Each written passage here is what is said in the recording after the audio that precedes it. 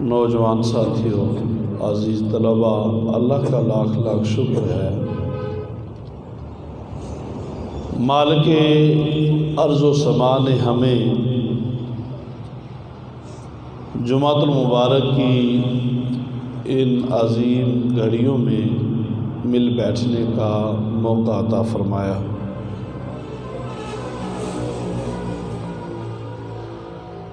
گزشتہ جمعۃ المبارک کو جس آیہ کریمہ کو میں نے اپنے عنوان کا حصہ بنایا،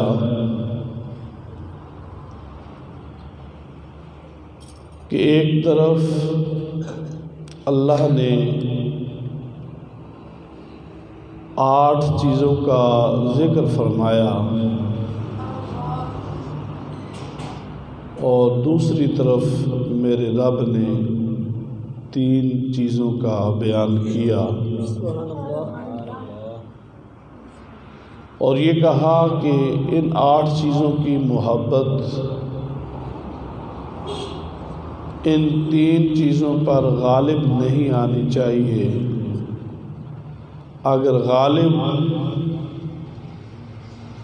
محبت ہو تو محبت رسول ہو، محبت الہی ہو، محبت جہاد فی سبیل اللہ ہو، اور ان 3 چیزوں کا ذکر میرے رب نے کیا، اور ساتھ ہی حکم دے دیا یا تمہارے دل میں اللہ کی محبت ہو یا اللہ کے رسول صلی اللہ علیہ وسلم کی محبت ہو یا پھر جہاد فی سبیل اللہ کی محبت ہو۔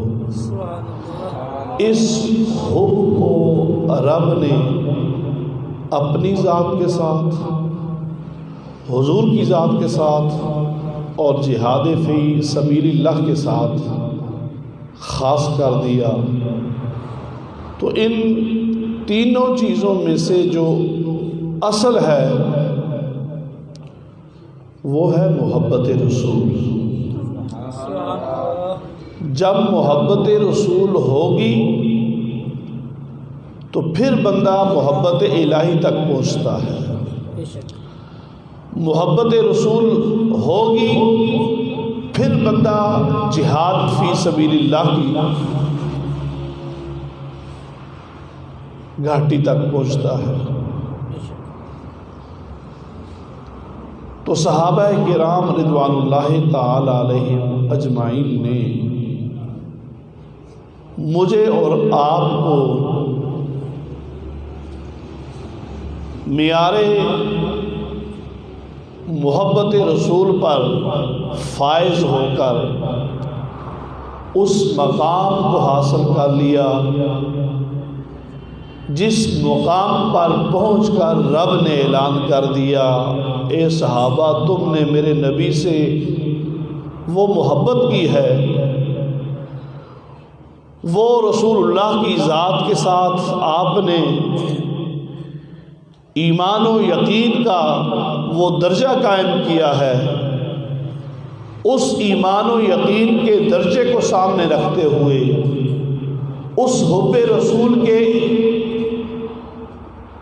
انتہا کو سامنے رکھتے ہوئے اب میں تمہیں مجدہ سنا رہا ہوں کہ اللہ تم سے راضی اور تم اللہ سے راضی۔ سبحان اللہ۔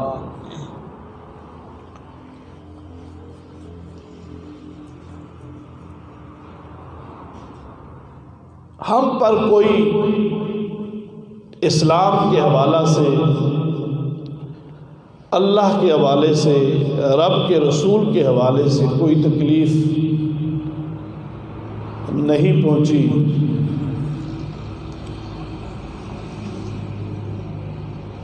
اسلام ہمیں تھالی میں مل گیا ہے، جھولی میں مل گیا ہے۔ آپ اگر نگاہ اٹھا کر دیکھیں تو صحابہ کرام رضوان اللہ تعالی علیہم اجمعین نے طرح طرح کی تکلیف میں اپنی زندگی کو گزارا، لیکن حضور کے دامن کو نہ چھوڑا، دامن مصطفیٰ کو نہ چھوڑا۔ رسول اللہ کی محبت ایسی لازوال محبت تھی آپ کی کہ صحابہ کرام کہتے تھے اگر جان کے ٹکڑے بھی ہو جائیں تب بھی گوارا ہے محمد عربی صلی اللہ علیہ وسلم کے مبارک قدم پر کانٹا بھی چبھ جائے گی، ہمیں گوارا نہیں ہے۔ ثابت ہوا جملہ فرائض فرو ہے، اصل الاصول بندگی استاج ور کی ہے، اصل الاصول بندگی استاجور کی ہے۔ محبوب نبی علیہ السلام کے غلام، آپ کے سامنے ایک عظیم صحابی کا واقعہ عرض کرنے جا رہا ہوں۔ صحابہ کی فہرست میں سے ایک نام حضرت عمار بن یاسر کا آتا ہے۔ سبحان اللہ۔ یہ عمار بن یاسر وہ صحابی رسول ہیں جو ابتداءً ایمان لا چکے تھے۔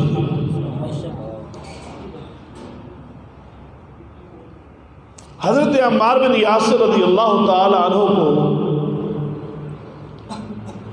آگ پہ لٹایا جاتا ہے،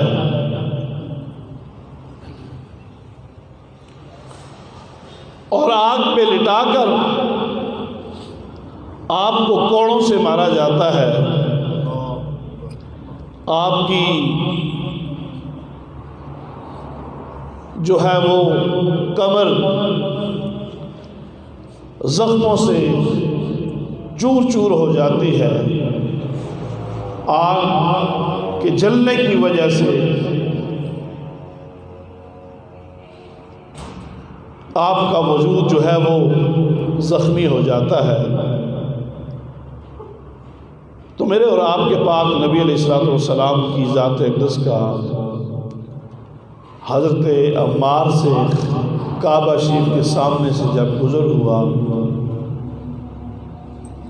تو حضرت عمار نے پکار کے کہا یا رسول اللہ۔ جب میرے پاک نبی علیہ السلام نے حضرت عمار کی اس حالت کو دیکھا کہ آپ کا بدن آگ سے کفار نے جلایا ہے، تو آپ نے اپنا دست نبوت حضرت عمار کی پیٹھ پر پھیرا سبحان اللہ، اور یوں ارشاد فرمایا یا نارو کونی برداً و سلاماً علی عمار۔ سبحان اللہ، سبحان اللہ۔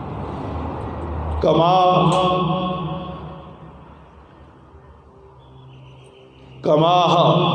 ابراہیم علیہ السلام، سبحان اللہ۔ کہ اے آگ سلامتی والی اور ٹھنڈی ہو جا عمار پر جس طرح تو حضرت ابراہیم پر ٹھنڈی ہوگی۔ جیسے آتا ہے نا کہ یا نار کونی برداً و سلاماً علی ابراہیم، کہ جب حضرت ابراہیم علیہ السلام کو آگ میں ڈالا گیا تو رب نے یہ حکم دیا کہ اے آگ تو ابراہیم علیہ السلام پر ٹھنڈی ہو جا اور سلامتی والی بن جا۔ تو ایسے ہی میرے پاک نبی علیہ السلام نے آگ سے خطاب کیا، ذرا سارا کہنا نا سبحان اللہ۔ آگ سے مخاطب ہو کر رسول اللہ صلی اللہ علیہ وسلم ارشاد فرماتے ہیں اے آگ تو ایسے ٹھنڈی ہو جا جیسے حضرت ابراہیم پر ٹھنڈی ہوئی تھی۔ یہ میرا غلام، میرا امتی آگ میں جل رہا ہے، یہ آگ تو سلامتی والی بھی بن جا اور اس کے لیے ٹھنڈک کا باعث بھی بن جا۔ آگ کا کام ہے جلانا، میری بات آگ نہیں سنے گی، آپ کی بات آگ نہیں سنے گی، دنیا کے کسی وزیر و مشیر کی بات آگ نہیں سنے گی، لیکن اگر آگ سے خطاب کرنے والا آمنہ کا لال ہو، آگ سے گفتگو کرنے والی ہستی محمد عربی کی ذات اقدس ہو، تو وہ آگ کیوں ٹھنڈی نہیں ہوگی؟ جب اللہ کے نبی علیہ السلام نے فرمایا اے آگ تو ٹھنڈی ہو جا اور سلامتی والی ہو جا، عمار پر ٹھنڈی ہو جا، تو یہ نہیں کہ آگ نے جلانا چھوڑ دیا، بلکہ آگ سلامتی کا پیمان لے کے آ جاتی ہے، آگ سلامتی کا پیمان لے کے آ جاتی ہے۔ حضرت عمار نے اعلان کیا، اس آگ نے تو میری کمر کو جلایا، میرے وجود کو جلایا، اگر یہ آگ میرے وجود کو بھی جلا دیتی تب بھی میں اپنے پاک نبی کے دامن کو نہ چھوڑتا۔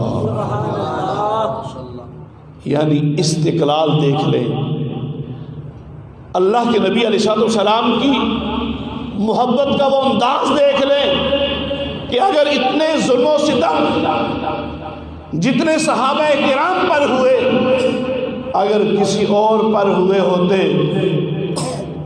تو وہ دامن مصطفیٰ صلی اللہ علیہ وسلم کو تو انہوں نے نہ چھوڑا، کسی اور پر ہوئے ہوتے تو وہ سب کچھ قربان کر دیتے۔ یہاں تک آتا ہے کہ اگر ہمالیہ پر بھی اتنے ظلم ہوئے ہوتے، اس کے پائے کے اندر بھی جو ہے وہ لرزش آ جاتی، اپنا پایا اس کا حرکت کرنے لگ جاتا، لیکن یہ صحابہ کرام تھے، کہا کہ جان جاتی ہے تو جان جائے، لیکن محمد عربی کی ذات پہ قربان جائے۔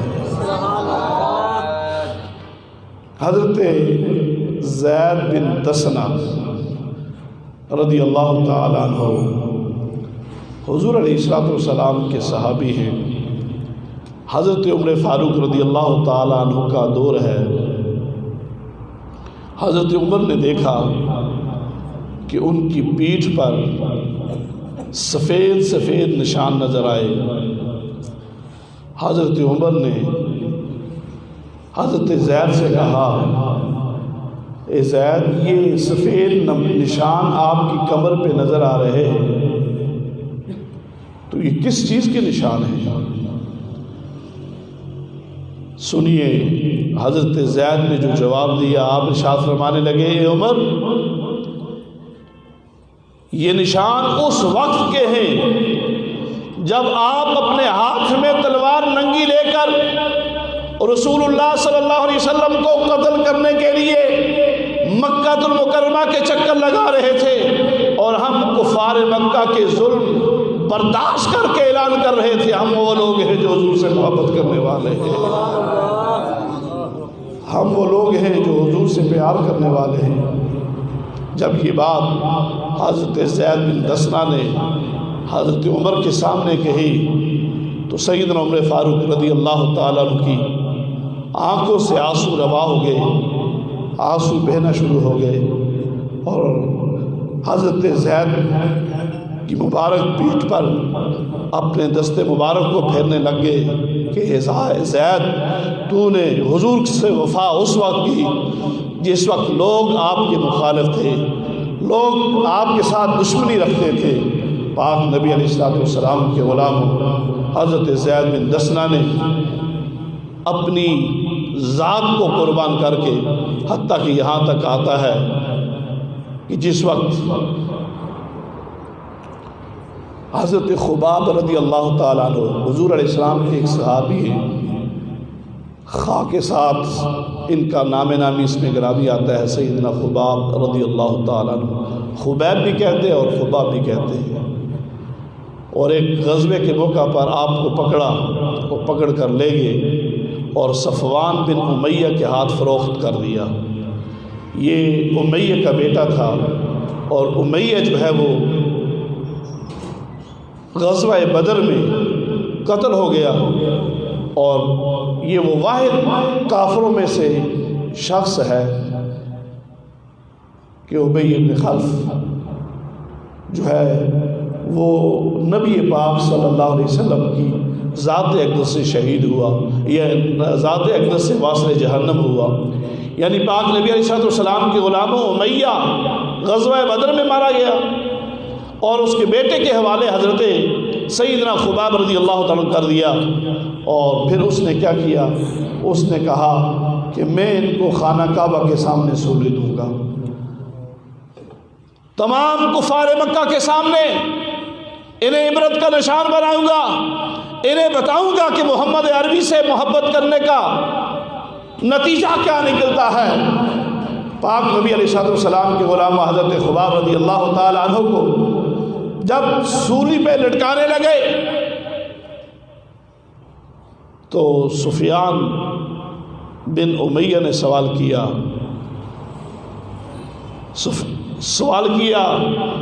کہ خباب، اب ہم تمہیں سولی پہ لٹکانے لگے ہیں، بتا کہ یہ حالت تیری بہتر ہے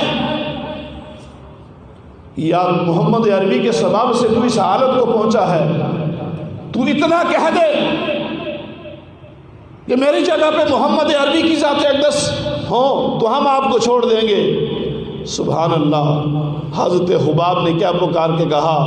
سیدنا خباب کہنے لگے، اے ابو سفیان، تو مجھے یہ کہتا ہے کہ میری جگہ پہ محمد عربی کی ذات اقدس ہو، میں تو یہ بھی گوارا نہیں کرتا کہ میرے پاک نبی جب مکہ میں چلتے ہیں ان کے پاؤں کے نیچے کوئی کانٹا چھپ جائے، میرے نزدیک تو یہ بھی گوارا نہیں ہے، چہ جائے کہ تو سولی کی بات کر رہا ہے۔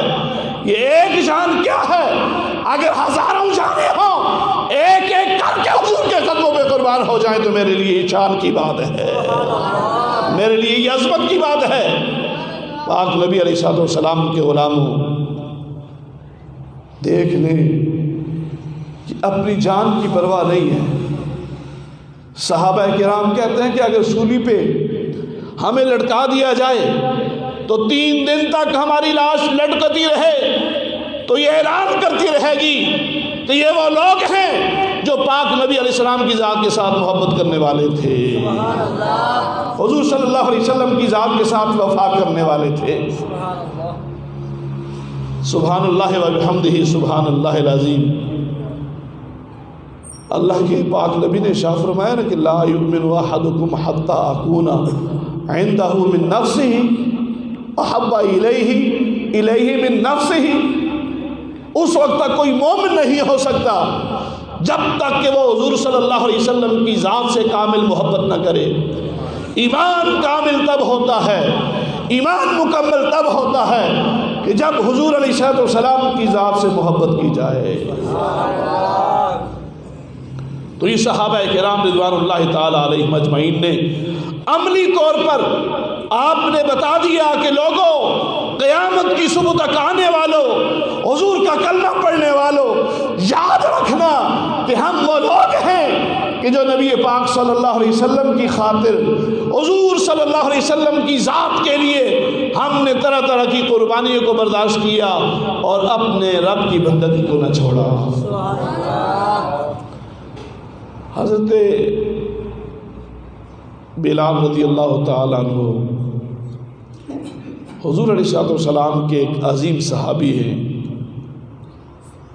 اللہ نے انہیں بڑا مقام اور مرتبہ عطا کیا ہے کہ آپ حبشہ کے رہنے والے ہیں، آپ کی رنگت کالی ہے لیکن دل میں نور ایمان موجود ہے، آپ کی جلد تو کالی تھی، آپ کے موٹے ہونٹ تھے، لیکن اس کے باوجود دل میں عشق مصطفیٰ فیروزہ تھا، حضور صلی اللہ علیہ وسلم کی محبت تھی۔ ابی بن خلف نے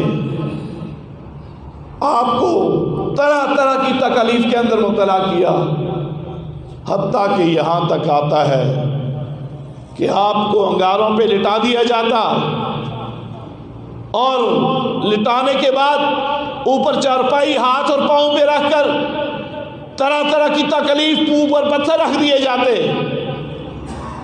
لیکن وہ پاک نبی کی ذات کے ساتھ اتنی محبت کرتے تھے کہ جو درس میرے پاک نبی نے انہیں دیا تھا، ادھر ان کا مالک آقا ان پہ ظلم کرتا تھا، جتنا زیادہ ظلم کرتا تھا اتنا ہی ان کی زبان سے یہ آواز نکلتی تھی، احد احد احد، یعنی ایک وحدہ لا شریک ہے، جس کی میں بندگی کرتا ہوں، جس کی میں عبادت کرتا ہوں، وہ اکیلا ہے، وہ اکیلا ہے، وہ اکیلا ہے۔ یہ درس مجھے آمنہ کے لال نے دیا ہے۔ حضرت بلال حبشی رضی اللہ تعالیٰ عنہ کا وہ محبت رسول کا انداز، جب میرے پاک نبی علیہ السلام کا وصال ہو جاتا ہے، ظاہری وصال ہو گیا، دنیا سے تشریف لے گئے، سیدنا بلال حبشی جب مسجد نبوی میں تشریف لے کے آتے، منبر پر رسول اللہ صلی اللہ علیہ وسلم کو نہ پاتے، آپ نے آذان دیتے تھے۔ مشہور واقعہ بھی موجود ہے کہ اللہ کی ذات کو ان کا اشہادوں کے بجائے اسہادوں بھی قبول تھا۔ اس وقت تک سحری نہ ہوئی، صبح نہ ہوئی، جب تک حضرت بلال نے آذان نہ دی۔ وہ عشق کے اس مقام پر پہنچے تھے، وہ محبت پہ اس معیار پر پہنچے ہوئے تھے کہ آپ مکہ کے دور و دیوار میں حضور کو تلاش کرتے، جب میرے پاک نبی علیہ السلام کی ذات اقدس مدینہ المنورہ کے در و دیوار میں حضور کو تلاش کرتے، حلب شہر میں چلے جاتے ہیں شام میں۔ ان کی محبت نے گوارا نہ کیا کہ جب میں مسجد نبوی میں آتا تھا میرے رسول میرے سامنے ہوتے تھے۔ مدینہ طیبہ کو چھوڑ دیا، 6 ماہ بعد حدیث میں آتا ہے، روایت میں آتا ہے، 6 ماہ بعد پاک نبی علیہ السلام کی ذات اقدس دیدار سے مشرف کرواتے ہیں، اور خواب میں کہتے ہیں، اے بلال کیا مجھ سے ملنے کا دل نہیں کرتا؟ بس اتنی بات کہنی تھی۔ حضرت بلال حبشی رضی اللہ تعالیٰ عنہ اٹھے، اپنا سفر باندھا، سامان سفر باندھا، اور سیدھا مدینہ طیبہ کی طرف چلنا شروع ہو گئے۔ جب حضرت بلال حبشی رضی اللہ تعالیٰ عنہ مدینہ طیبہ کے اندر پہنچتے ہیں، مدینہ طیبہ کے رہنے والوں کے اندر ایک قرآن مچ جاتا ہے۔ بچہ کیا ہے، بڑا کیا ہے، جوان کیا ہے، مدینہ طیبہ کے سے اپنے گھروں سے باہر نکل پڑتے ہیں کہ آج مؤذن رسول آ گئے ہیں، آج رسول اللہ کے وہ اذان دینے والے، آج رسول اللہ کے وہ صحابی جو مسجد نبی میں اذان دیا کرتے تھے، آج مدینہ طیبہ میں پہنچ چکے ہیں۔ حضرت بلال حبشی رضی اللہ تعالیٰ عنہ جب مدینہ طیبہ میں پہنچتے ہیں، سیدھا روضہ رسول پر حاضری دیتے ہیں۔ آپ صلی اللہ علیہ وسلم کی مبارک قبر کو اپنے سینے کے ساتھ لگاتے ہیں، اپنے رخساروں کے ساتھ لگاتے ہیں کہ یا رسول اللہ آپ نے بلایا تھا، غلام حاضر ہو گیا ہے۔ اے اللہ کے نبی آپ نے مجھے کہا بلال ملنا نہیں چاہتے ہو، بلال تو آ گیا ہے۔ پاک نبی علیہ السلام کے غلام تھوڑی دیر گزرتی ہے، اذان کا وقت ہوتا ہے، سارے بزرگ صحابہ کہتے ہیں اے بلال حبشی ہمیں وہ اذان سنا دو۔ صدیق اکبر کا دور خلافت ہے، حضرت بلال عرض کرتے ہیں یا رسول اللہ صلی اللہ، یا امیر المومنین میں وہ اذان نہیں سنا سکتا جو رسول اللہ کے سامنے سنایا کرتا تھا۔ جب اذان دیا کرتا تھا تو رسول اللہ کا مکھڑا میرے سامنے ہوتا تھا، وہ دہا والا چہرہ میرے سامنے ہوتا تھا، وہ شمس والا چہرہ میرے سامنے ہوتا تھا، وہ لیل والی زلفیں میرے سامنے ہوتی تھی۔ میں پھر اذان کہتا تھا کہ یہ وہ ہستی ہے کہ جنہیں ہم نے رب کی ذات کے ساتھ میرا دیا ہے۔